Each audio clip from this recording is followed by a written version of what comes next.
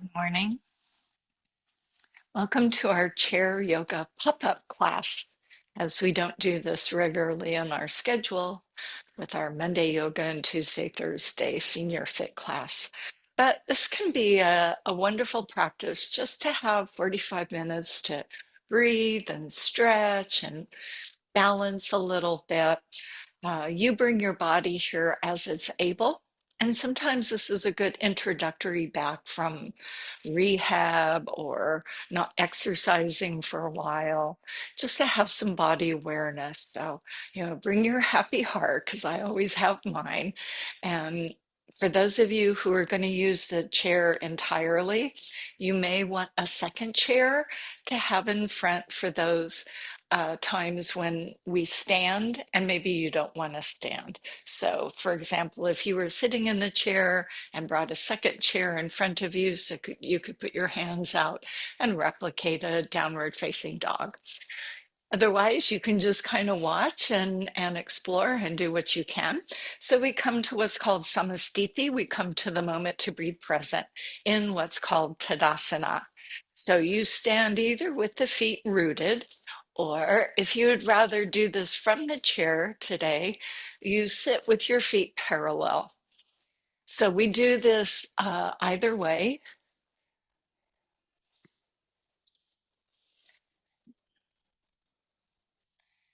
Okay, so I'm making a little adjustment here because apparently I have to let people into this class. So excuse me if I step forward and back. So we come to samastiti to be in the moment. So either sitting or standing, the feet are rooted into the earth. Feel the toes, the heels, the outer, the inner edges of the feet. Whether you're standing or seated, you want to either feel the legs slightly drawing in as if you were hugging a pillow, or slightly pushing out as if you were opening out your legs. And then we come to the base of our torso for both a male and female body, referred to as mula bandha. Think of it as a hammock that goes from the front to the back of your body, and it supports our organs. In addition, it grounds us into the earth. So for those days where you feel scatterbrained, this might be an area you would like to think about. So mula bandha, that lifting, and then that uddiyana action, that drawing in of the navel without squeezing the tush. So if I were standing and just pulled my navel in, but I didn't tuck my tailbone under, then take your attention to your spine. Visualize your disc and your vertebra and your disc and your vertebra, and just let them lift, keeping the other elements engaged, all the way lifting through the crown of your head. Now, you can leave the arms on your lap if you're sitting, but I think it's always better to have them actively reaching to the earth. Palms can be in, palms can be forward. Shouldn't make any difference into your shoulders once you're standing nice and tall with your heart lifted. From this position, you want to turn your attention to breath. So the breath in yoga is usually through the nose, but sometimes we're congested. So of course you can breathe through the mouth.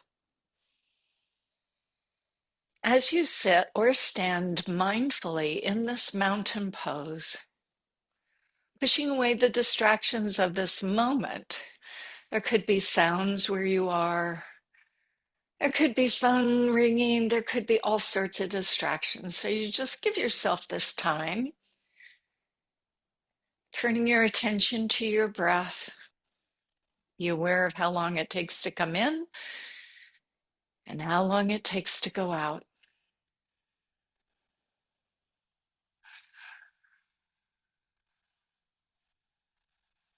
If in this moment you begin to feel any discomfort in your neck, your shoulders, your hips, your back, your knees, any body part that may be having a problem, and you should honor that. It's your body's way of telling you, hey, be a little careful with me today.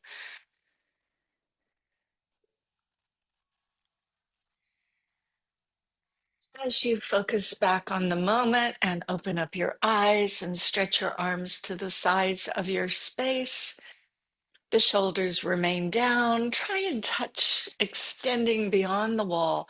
Lift through the crown of the head, ground down into the earth.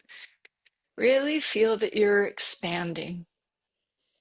And with any awareness of the shoulder issues, rotate the palms upward and begin to move the arms upward in a mindful way so that nothing hurts. Nothing should hurt today.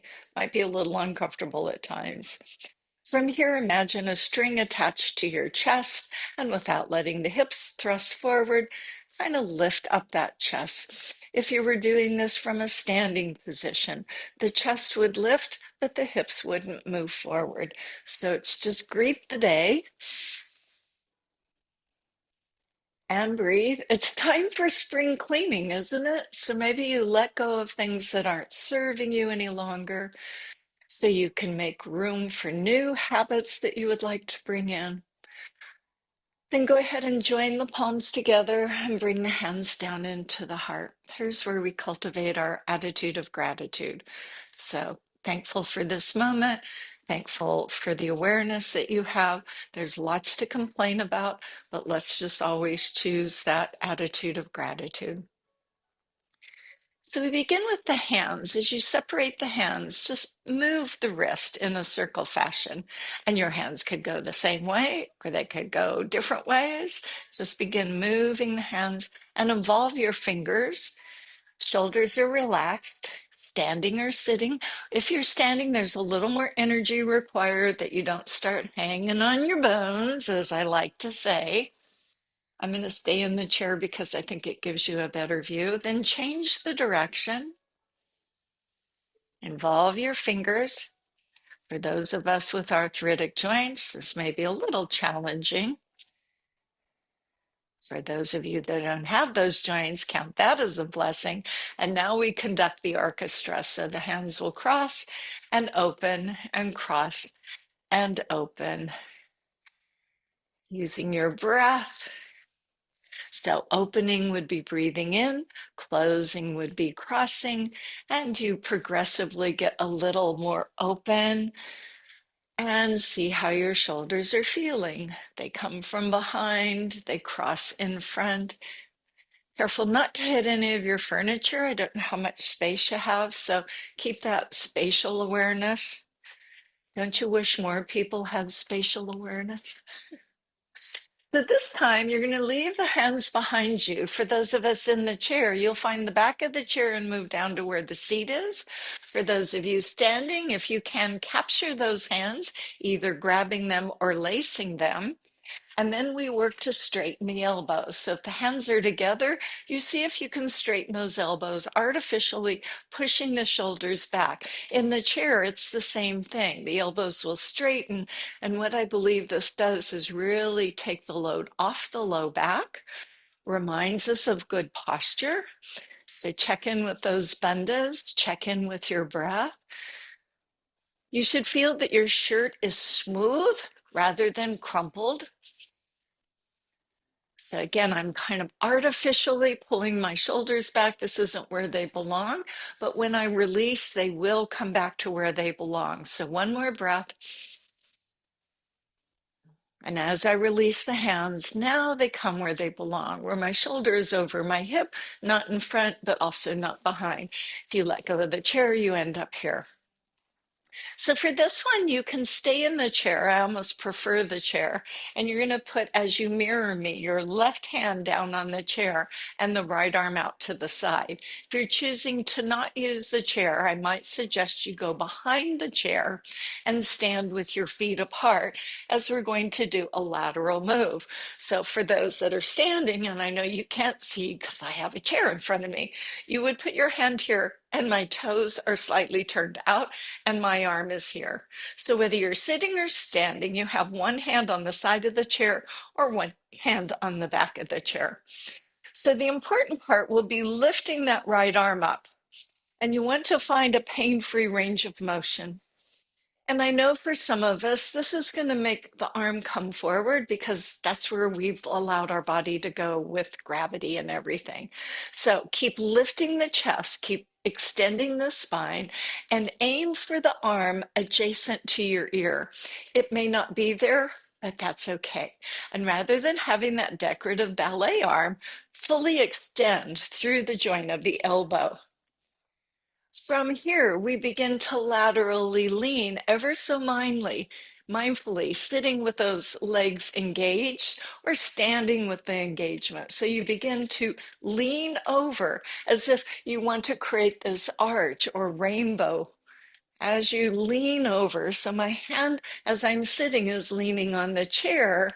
And then if I were doing the standing option, I would be using my hand on the chair. Both legs are straight if you're standing. And the feeling you have for this one is that opening upon the right side of your body. And you breathe. So traditionally in yoga, we look at the high hand. If you feel comfortable turning your head to look at the high hand, please do. If that bothers your neck, you can either look forward or maybe you want to choose to look down. How close can you get the upper arm to the side of your head? And breathe.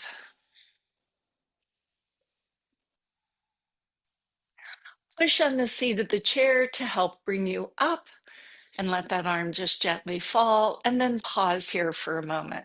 Feel how your body puts itself back together. It's looking for that homeostasis. Like I usually sit like this. So continue to sit or stand. Now you're going to use that right hand to support you if you're seated, right hand on the back of the chair if you're standing, engagement through the legs as you reach and extend out through the arm. Relax through the neck and shoulder. So not here, but here. Bandas. And again, nice engagement of a straight arm as that arm goes up. Feel free to move the hand to make the shoulder feel more comfortable. And then just reach for the sky. As you reach for the sky, and on the other side, it may feel really different. I know it does for me. So you may feel like this arm doesn't come as easily to your shoulder, or maybe it comes more easily towards your head. So keep lifting up, keep some space in that belly. Now we begin that lateral lean, paying attention to how our back feels, using that right hand to support us, reaching up and laterally leaning over. Squeeze the pillow. Careful the elbow hasn't softened, it still squeezes. Again, as tradition would suggest, you might want to take the focus to the high hand.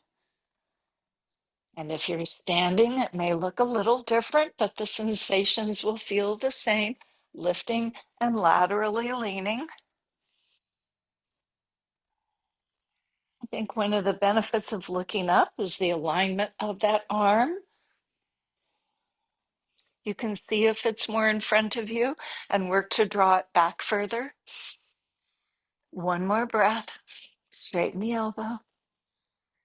Push on the chair as you gently release yourself up and finally bring the hands down. If you're standing, come back in the seat of the chair because we're going to want to sit and use our hands on our thighs. An open hand starts at the top of your thigh. You push firmly down your legs and then lightly with your fingers back up your thighs. And you can run those hands over your thighs, using your breath out as you go forward and breath in as you come up. So we're moving a little energy into our legs, pushing firmly with the hands. And this time when the hands come down, let them go around your knees. A little love for the knees. You don't always need cold weather to do this, creating a little friction and warmth around those knees, making them a little happier. Take this energy or chi that you've created with your hands and legs and bring it upside your hips.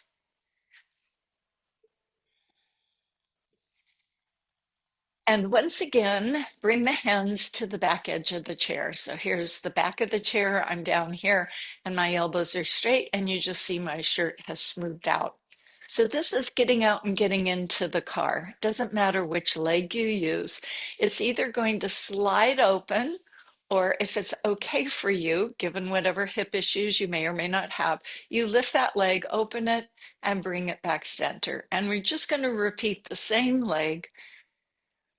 And your challenge will be to hold the other leg still. It might be used to having both legs go.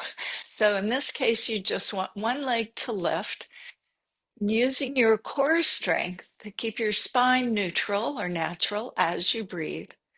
Both knee and foot move to the same place at the same time. In other words, it's not my knee going out with my foot trailing or my foot going out with my knee not going.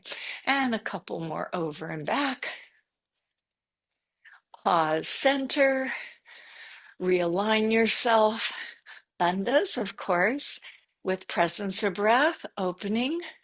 And if you find the lift just doesn't suit you, then you slide the leg open, pulling that knee back. So whichever variation works for you, keep the other leg anchored, don't let it participate, and the upper body stays still. The arms behind you should still be straight. Sometimes in order to turn, we bend an elbow, and that lets us know we're not sitting up nice and tall. Keep breathing. Should feel a little bit of work going on in the hips. And I'll make one more. And so now I'm going to open the right leg to where it was, hold it there, open the left leg. Now you may need to adjust on the chair. You may need to come more forward, or you may feel better going a little further back. And then bring the hands down to your knees and lift up nice and tall. So I'm on the edge of my seat. I'm really on the edge of my seat. This one we all want to do in the chair. So I'm going to bend the elbows and lean forward. My hands are here to keep the knees open where they are. As on the next part, the knee might want to fold in. So we want these knees to stay here using those hands. This is a rotation. So if you say, oh, I'm not supposed to twist, you can still lean forward into your hands and look to one side. Whatever side you look to is going to be the shoulder. So if you're looking to the left, it's going to be the right shoulder. As it drops down and you lean forward, almost feeling that the opposite shoulder is going toward the opposite leg. The shoulder that's dropping is the knee that tries to come in, so you keep pushing it apart. And then engage through your belly as you slowly come back up. Now, you might not have been able to see me and you're not really sure. So if you just want to keep your eyes on me for a moment, what I did was lean forward. And when I dropped that shoulder, this knee may have come in. So I'm pushing it and I drop my shoulder and I look. And then I'll come back up, bandhas and breath. So I move slowly so I have a chance to stop myself before I end up in trouble. So leaning forward, shoulder coming across, holding that knee open, dropping, looking behind you perhaps. Feel that rotation of your spine, pushing on the hands as you come back up. Zip your zipper. And we go once more to the other side. So as I lean, shoulder coming across, pushing the leg out, looking behind you. And slowly coming up back center. Heel and toe your feet together. Again, we'll all stay in the chair for this one. Now this, you can use the back of the chair. So go ahead, lean back, but try not to collapse too much. Just lean back and pick up one leg, and then you can circle the ankle. Now, if you think I don't really need the back of the chair, you could be away from the back of the chair. So wherever back is for you, so if you leaned way back, you might be looking like this, or you could be a little higher. And we're moving the ankle in a circular pattern a few times this way and a few times that way. You see I'm working in my bare feet. That's one of the benefits of doing yoga, is that you get to work with your phalanges. These are our balance, our proprioceptors, even though they're in shoes sometimes. Now pull the toes back and forth, flex and point a few times. You don't really have to point, so if you tend to cramp, bandhas, just because you're leaning on the chair back doesn't absolve you from that. And then a few straighten and bend of the legs. So your leg, when it straightens, may go outward, that's okay, or it may go upward. And if you lean back further, it might be a little bit easier to do this. And even if you had to drop the leg and let it go down here, you get to be you. Sometimes there's popping and cracking that goes in the knee. It should not hurt. Now I'm going to see if I can put this ankle over my thigh. I'm leaning back, so I have a pretty good chance of getting there. Now, what often happens is the body said, oh, let me help you. I'll bring my knee in. So let this knee stay where it is, position your foot, and your knee could be up here or it could be further down. Once there, grab a hold of the knee and the shin, pull yourself away from the chair, elongate your spine, and you should have an ankle on the knee and a knee above the other ankle on the foot that's on the floor. Sometimes just sitting here is all you need for your hip and your back and your glutes. Now, your knee may not look like this. Your knee may look more like this. That's okay. You get to be you. For those who say, if I wanted to go further forward, could I do that? I say, absolutely. You do that hinge motion as you lean forward a bit with the heart.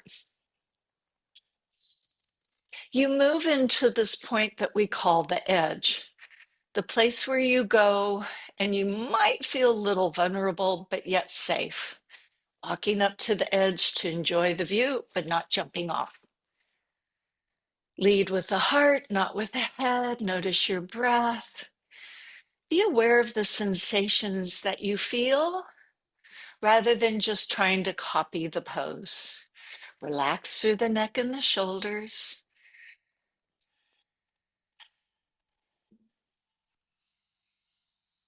Now we're moving to an upright position, and you're welcome to leave the legs here. For those who can fully take the leg and come to a knee cross, again, not letting this leg fall in, keeping this leg up, almost like my knee is pushing against the knee. So if this is better, can be here. You want to go here, you can be here. So as you mirror me, most likely this is your right leg. So we'll use the left hand to grab below the right knee. Sit up nice and tall. Use the right hand to find the seat and then to the back of the chair. And we want the spine lifted, so the vertebra and the disc are lifted. Draw your right shoulder back, not turning too far, just looking off to the side of your space. So this is a very minimal twist. For those who say, I think I can do more safely, you continue drawing that shoulder back. And as the right shoulder goes back, the left shoulder draws forward because it's attached with the clavicle. And you may get a little more out of your hip. Careful that knee has not come in as you're trying to turn. The whole body likes to come. So hold that grounding still. Take a breath or two.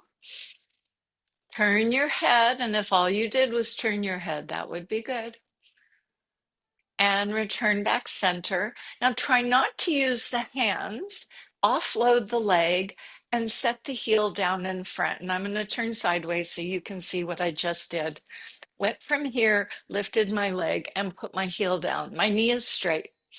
And you may want to grab the back edges of the chair again to get yourself up nice and tall. Gosh, that always feels so good. Great alignment.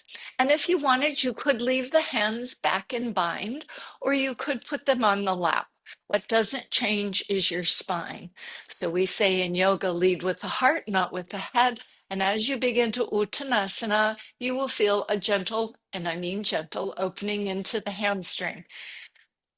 And some people will go not very far, and some people will go further. And you don't need to compare it because this is your body and it will go where it wants to go. If you're not feeling the back of the leg, if you're feeling more of the back, come back up. Make sure that the chest is leaning out, not the head. That will affect how you feel the back of the thigh. And breathe.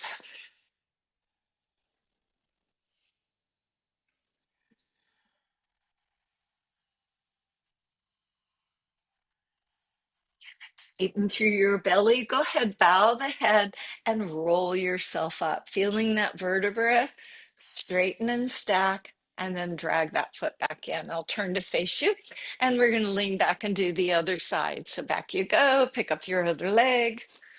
The other leg is just like a whole nother world, isn't it? Sometimes it's a whole nother planet. It just behaves a little differently, going a few times in each direction. Though we are built symmetrically in most cases, our body doesn't always perform symmetrically. So being aware of your strengths and your weaknesses and try to bring some balance to those. Flex and point the foot so the toes pulling back, stretching out, careful not to cramp. Still breathing, relax your shoulders. Mhm. Now you're going to straighten and bend the leg. Again, the leg going straight where the leg going straight. So it may be down here, which is fine. And it may be up here, which is fine. And the knee might pop and click, which as long as it doesn't hurt is fine.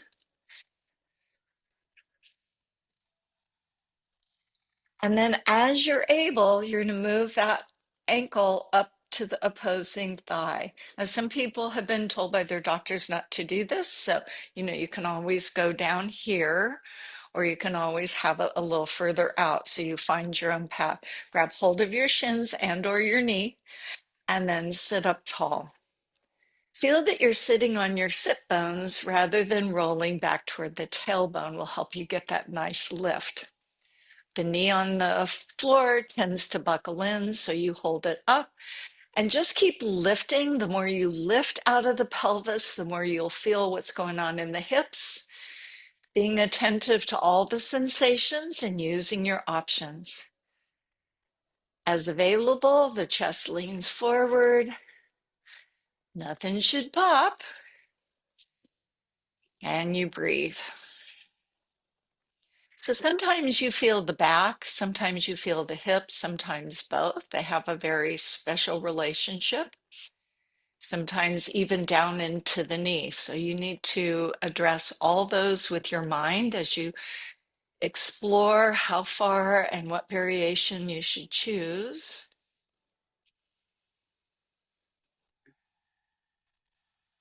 Engage through the bandhas.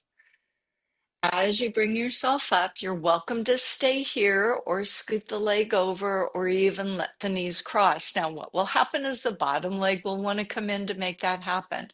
So let's keep that bottom leg where it is. Let the top leg go over it. So now you have a knee more aligned with the knee for those that can get here. If that's your left knee on top, hold with the right hand. Find the chair back at the seat and then use that hand to lift you up. So you saw I really grew about 4 inches, I think, 4 inches.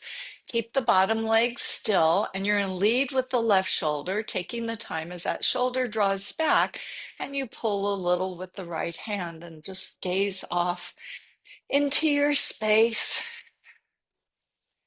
This might be well enough for you, but if you want your head to turn back a little further, having head and neck mobility is certainly a plus. Or you can take the shoulder back a little further and turn the body. So, amount of rotation for you is up to you.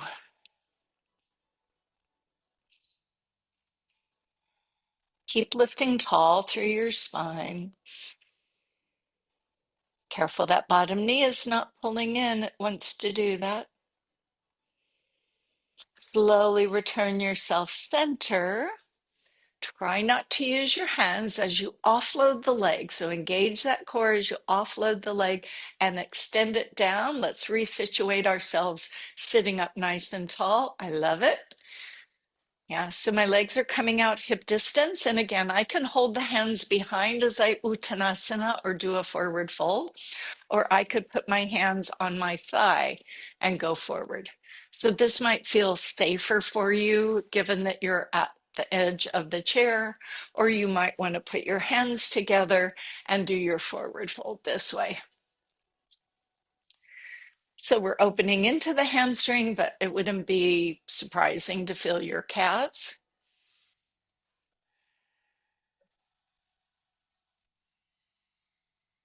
One more breath. And bow your head and roll yourself up and drag your leg back. So here's where I'm going to ask those of you who can to stand. And for those of you who say, I'm good in the chair, you're going to need a second chair. So I have this other chair here.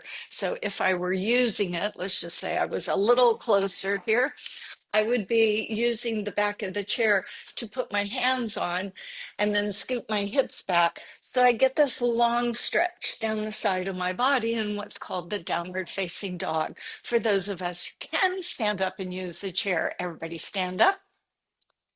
And you have a couple of options depending on your skill level. You can use the seat of the chair. This is going to put your head below your heart. So if you have blood pressure issues, be very mindful that when you come up out of the downward dog, you could be a little dizzy. So you may want to use the back of the chair, and you can just stand behind your chair, but you're going to need space behind you. So if I did it here, I would bump into my wall. Don't want you bumping into your wall. Where my hands are in the back of the chair or that chair or the seat of the chair is about shoulder distance or maybe a little wider. This is really good because you don't have to put a lot of weight for those who might have wrist issues. So you put your palms here and you keep the elbows straight as you walk your hips back with your feet moving. At some point, you stop the feet, but the hips keep going. So if I were standing behind you, pulling your hips back, this is the position that you go to. You can keep walking the feet, but then the hips pull back and the arms reach forward, leaving your head in a neutral position. So it doesn't have to be up necessarily, and it doesn't have to hang down. And depending on your hamstrings, though we did just stretch them, it may feel better for you to bend those knees, which is fine, as we are focusing on the sides of our bodies. The hands reaching outward, the elbows straight, the tailbone drawing back, and the belly is in. We call this our downward facing dog, which we know when we see a dog stretching, it puts its paws down and it sticks its tush up in the air.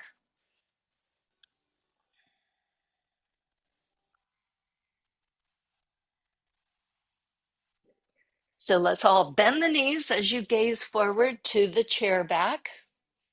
Now, for those seated, just pause for a moment as you bring your hands back onto your thighs.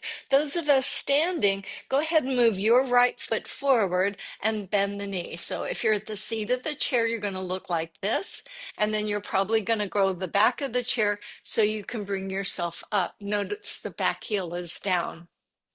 If you were at the back of the chair and you stepped up, you would be here.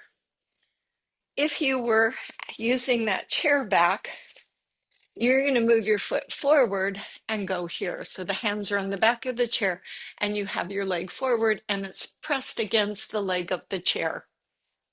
Maybe a little awkward. So here I am. My back heel is pressed down.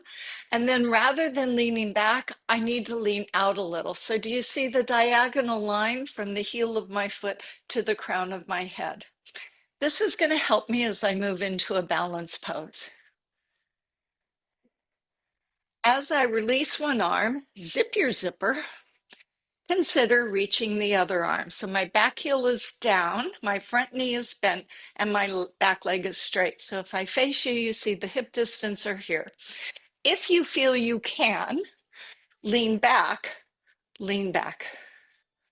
If that feels like it's too much, if it's better for you to kind of be outward, that's fine.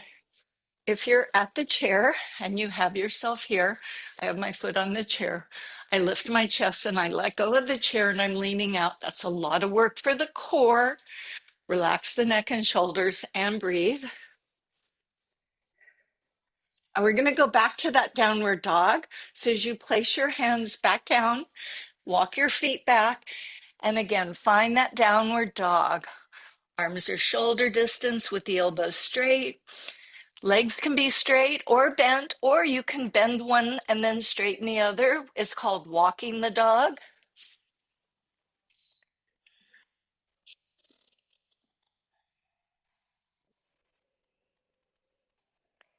Now bend both knees and look up to the back of the chair. Step forward with your other leg. Get grounded. So now you have your other leg. If you're at the seat of the chair, you begin to lift yourself up, find the back of the chair. If you're already at the back of the chair, simply work to straighten the elbows, front knee bent, back leg straight. Envision that diagonal line. A lot of pull in the calf and the gastroc and the Achilles. As you draw in through the belly, you take one hand off. Maybe one hand is all you need. Maybe you take two hands, and maybe you draw back. So there's some options that you can use here. One is staying anchored with your hands on the chair. Two, one arm off. Three, both arms off. And four, leaning back a little so you get a little more work out of your back. And everybody's breathing, right? Nobody's holding their breath.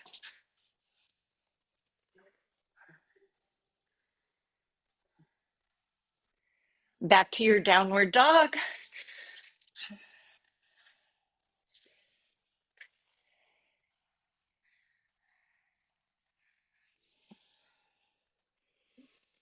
Bend the knees, gaze forward at your chair.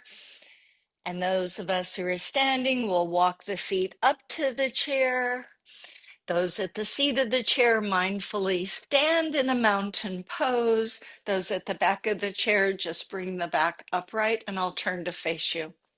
If you're seated in the chair, you're just going to sit nice and tall. So we do a little balance. If you're seated in the chair, that you can still work on your core. I am standing to the side of the chair just in case I need to hold on. So I'm not going to be too far in front of it. That would be and I'm not going to go too far back because this is a spiky ball. So my hand is more out to the side. My feet are parallel, though you can do this with the feet together. There is some discussion in the tree pose of whether your feet should be together, so your foot is under the center of your body, or your feet are hip distance apart. You ground into one side, and now your whole body is on that one side. I'm going to leave it to you to figure out what makes more sense for you. It might depend on your pelvis size. So if you're in the chair, those of you standing, stay in that mountain pose a little longer. You're going to be at the edge of the chair. You're going to have your toe touching at your ankle, and then you will be here. So my foot is touching at my ankle for those who can't quite see. And for those of us standing, feel free to hold onto the chair on the side of the leg that you're standing on, and you're going to lift the other foot up and open the knee and put the foot on the ankle. Now here is your tree pose. This is your tree trunk. It's not a tree bend, although it could be a cypress tree that way. So pull up, release one arm. And if you're a little unsteady, you can keep your hand on the back of the chair, but put it in front. So it's just kind of there, or you can hold on to it or not use it at all. Now it helps if you stare at something, just gaze outward and stare. You may want to put the hands at your heart. You may want to make your hands like a cactus, or you may want to fully extend the arms. There are your options. The best options for you are the ones that you pick. How about that?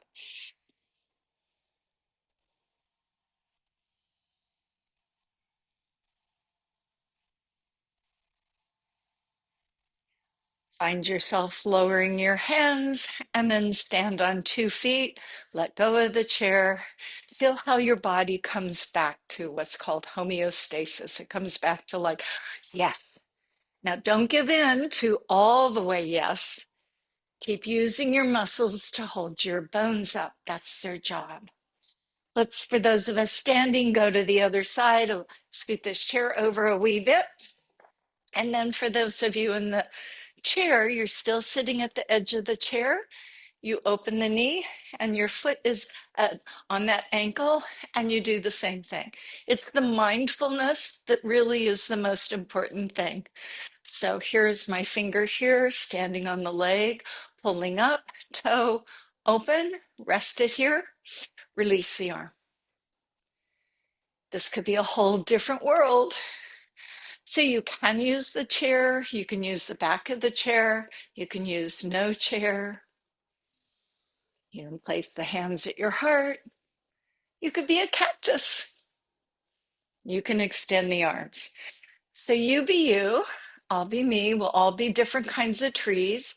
Check in with your bandhas and your breath. And if something happens and you kind of fall out of it, that's okay. Get grounded, get reset, refocused, and come back.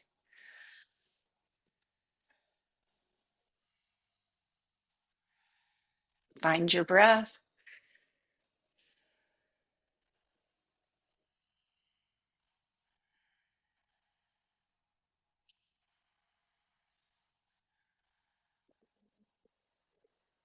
Find the chair, find the floor with 2 feet.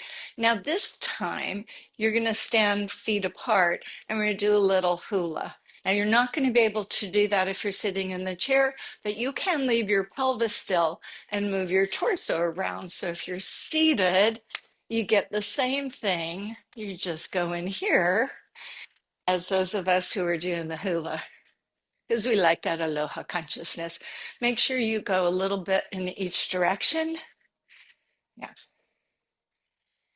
So we move to cats and cows. Can be done seated at the chair, can be done with your hands on your thighs, can be done with your hands on the back of the chair, and can be done at the seat of the chair. The cats and the cows are extending and flexing the spine. So that may be inadvisable for you, but it doesn't mean you can't do it. It just means you need to do it in an itty bitty way. So, here's a little cat and a little cat. So you could do the calf and the kitty. So let me show you from the chair. My feet are hip distance. I bend over, depending on your size. Your knees may be really bent or not too bent, and there's not a lot of weight on my hands, but I could use my knuckles if I'd rather. I tuck my tailbone under, draw my belly button up, round my back. Now that's a full cat, but if I wanted to modify, I just tuck a little bit till I feel my belly pull in and just look at the seat of the chair. Then the cow pose is lifting the tailbone and gazing outward as the heart leads forward. So you can begin to play with this either with your hands on the back of the chair, tucking the tailbone, rounding the back, lifting the chest and extending the tailbone. Now, for those who have remained in the chair, you get to do the same thing. You round your back, scooping into your belly, and then stick out your chest and arch your back. So from the side, it would look like this.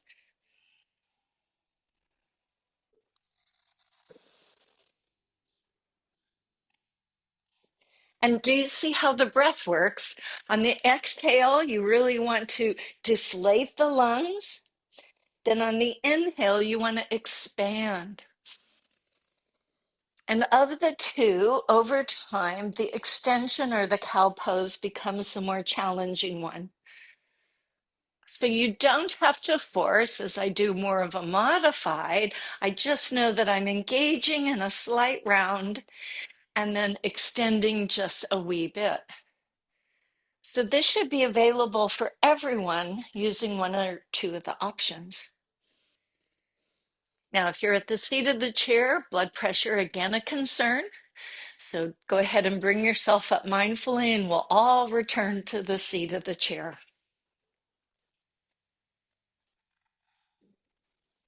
Now, some of you may want to just go ahead and lay down on the floor and put your feet up on the chair as we move to our quiet time or Shavasana. You can, once you're in the chair, one of the few times I say scoot to the back and use that chair, and you can let your palms rest and your legs most likely will fall out. This is where you just relax and let that chair support you. If you're laying on the floor, elevating your feet is nice, but you could just lay on the floor. It's called corpse pose, so you know what that would look like. And you can just let your head bow down. So now we're going to turn away from doing anything with our body other than not letting it fall out of the chair.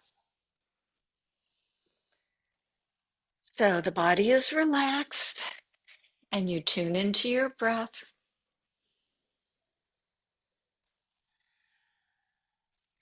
And usually when we move to these quiet moments, our mind gets a little chatty, or at least mine does. It's called monkey mind. or our body begins to itch, we fidget. So see if you can be still just for a few moments. Eyes are lowered or closed.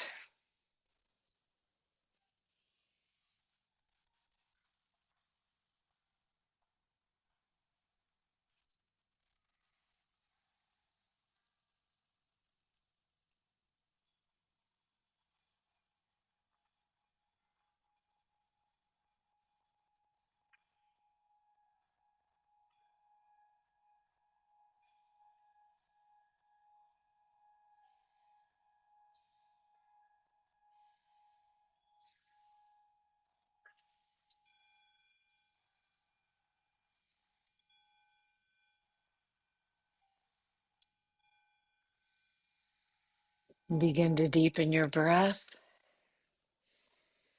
to wiggle your fingers and toes, to stay calm and rested for just a moment longer as I share thoughts at the end of a practice. And so for this day has to do with high aspirations. Far away there in the sunshine are my highest aspirations. I may not reach them, but I can look up and see their beauty, believe in them, and try to follow them. We set simple goals for what we need to do today or this week, writing them on a to-do list: buy groceries, pick up the dry cleaning, wash the car, and it feels good to accomplish these things. But they aren't the kind of things of goals by which we hope to define our legacy. Our long-term goals should reflect our highest aspirations, goals that we can reach only if we stretch ourselves, do the best we can, and be the best that we can be. So, thought for us today: I will write down my long-term goals and put the list where I can see it easily to remind me of what I hope to accomplish, not just today, but in my life. Well, that sounds like pretty big stuff. So with that said, if you're seated, just come back and sit nice and tall, bandhas and breath. For those who may have gone to the floor, bring yourself seated either on the floor or up into the chair. And as we finish this practice, we open the arms to the side. We again lift our arms, lift our heart, lift our spirit. And this time with the palms together and with the hands at our heart, we express a simple word. That word means the light in me honors the light in you. Namaste.